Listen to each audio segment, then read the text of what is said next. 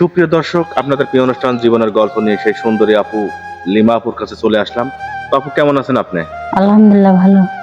জি আপু, তো আপনার যে আগের ভিডিও নিয়েছিলাম সেই ভিডিওতে বলেছিলেন আপনার স্বামী মানে মারা গেছে, সেই পক্ষের কি আপনার কোনো ছেলে সন্তান আছে? না না কোনো ছেলে সন্তান নেই। নাই। তো আচ্ছা আপু, আপনার তো মানে পরপর দুইটা ভিডিও ছেড়ে দিলাম, এখনো কোনো মানুষের সাড়া পাইনি, সেক্ষেত্রে আপনার মন খারাপ হচ্ছে না? না। আচ্ছা আপু, আর একটা কথা, আমাদের নতুন কিছু দর্শক আপনার মানে ভিডিও দেখার পরে মানে ঠিকানা জানতে চাইবে, আমাদের ফোন দিয়ে বলে ভাই কোথায় বাসা, কি সমস্যা।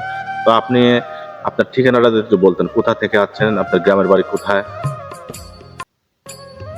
কুষ্টিয়া। কুষ্টিয়া। গ্রামের বাড়িটা বলেন। হরিপুর। হরিপুর। সুপ্রিয় দর্শক, যারা আমরা নতুন ভিডিওটা দেখবেন অবশ্যই মানে বুঝতে পারবেন যে আপুর বাসাটা কিন্তু কুষ্টিয়ার হরিপুরে গ্রামের বাড়ি। তো আপুর শিক্ষাগত যোগ্যতা কতটুকু একটু মানে দর্শকদের বলে দেন। 8 পর্যন্ত। 8 পর্যন্ত পড়াশোনা করছেন। আপনার তো বাবা মা তো নেই, মা আছে। মা আছে, বাবা নেই। যাই হোক আপু, আসলে আসলে কোনো ফোনের ব্যবস্থা কি করতে পেরেছেন? না, পারি নাই। ফোনের ব্যবস্থা করতে পারেন না। আপনাকে না বলছিলাম যে একটা ফোনের ব্যবস্থা করেন। সুপ্রিয় দর্শক, আপুটার কিন্তু কোনো ফোন নাম্বার নেই।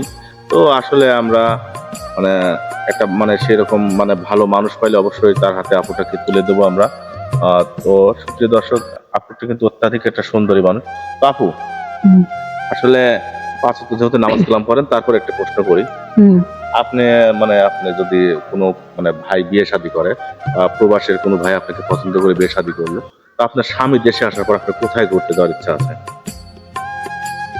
স্বামী যেখানে নিয়ে যাবে সেখানে যাব।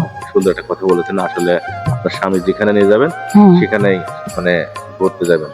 তো আসলে আপনার স্বামী ধরেন আপনার কাছে বিয়ে শাদী করার পর প্রথম আপনার কাছে যেদিনকে আসবে, সেদিনকে কি রান্না করে খাওয়ানোর প্ল্যান করেছেন? তার পছন্দ যা তাই খাওয়া। মানে সে আসার পরে তাকে জিজ্ঞাসা করবে তুমি কি খেতে ভালোবাসো, সেটাই ভালোবেসে রান্না করে খাওয়াবেন। হ্যাঁ। আলহামদুলিল্লাহ, সুন্দর একটা কথা বলছেন। যাই হোক, সুপ্রিয় দর্শক, আমরা স্ক্রিপ্টটা বেশি বাড়াবো না, আমরা এখানে শেষ করে দেবো। তার আগে 2-4টা প্রশ্ন করব। তো যদি কোনো মানে ডিভোর্সি মানে ছেলে আপনাকে বিয়ে শাদী করতে চায়, 50 বছর বয়স, 45-40 হয়ে গেছে এরকম, সেক্ষেত্রে সেরকম মানুষ হলে কি বিয়ে শাদী করবেন? হ্যাঁ, করব। করবেন। বউ আছে, মানে বউ অসুস্থ হয়ে গেছে, আপনাকে যদি বিয়ে শাদীর জন্য প্রস্তাব দেয়, আপনি কি বিয়ে শাদী করবেন? হ্যাঁ, করব। করবেন। হ্যাঁ। বুঝতে পারছি। যদি কোনো অবিবাহিত ছেলে বিয়ে করতে চায়, কোনো কথাই তো নেই। যাই হোক, অনেক মানুষ আছে, যে অনেক মেয়েরাই আছে আমাদের এখানে বিয়ে শাদী করার পর বা অন্যান্য মিডিয়া বিভিন্ন মানুষ আমাদের নক করে ভাই প্রতারণা করছে, এই করছে। সেক্ষেত্রে আপনি তো কোনো প্রতারণা করবেন না। না না। সত্যি করে বলবেন, কারণ প্রবাসী ভাইয়েরা অনেক কষ্ট করে টাকা ইনকাম করে। অনেক মেয়েরাই আছে এরকম প্রতারণা করে, সে চোখের পানি ফেলে কান্নাকাটি করার পরে তারপরে হচ্ছে মানে কিছু টাকা পয়সা নিয়ে ব্লক মেরে দেয়। আপনি তো সেক্ষেত্রে এগুলো করবেন না? না, করব না। করবেন না। আলহামদুলিল্লাহ, ভালো লাগলো। আচ্ছা, কোনো প্রবাসী ভাই আপনাকে বিয়ে শাদী করে তার মানে গ্রামের বাড়িতে পাঠায় দিল, তারপর সে ভাইয়ার একটা ছোট ভাই আছে, আপনাকে এখন মানে বিশ্বাস করে রেখে দিল, আপনি সেই ভাইয়ার সঙ্গে পরকীয়া করে আবার চলে যাবেন না তো? না। সুপ্রিয় দর্শক, শুনতে পেলেন আপুটা আসলে গ্রামের একটা সহজ সরল মেয়ে। যাই হোক, অনেক কষ্টের একজন মানুষ। বা স্ক্রিপ্টটা আর বাড়াবো না, এখানে শেষ করে দেবো। তো আমাদের ফোন নাম্বারটা বলছি, স্ক্রিনে দেওয়া থাকবে।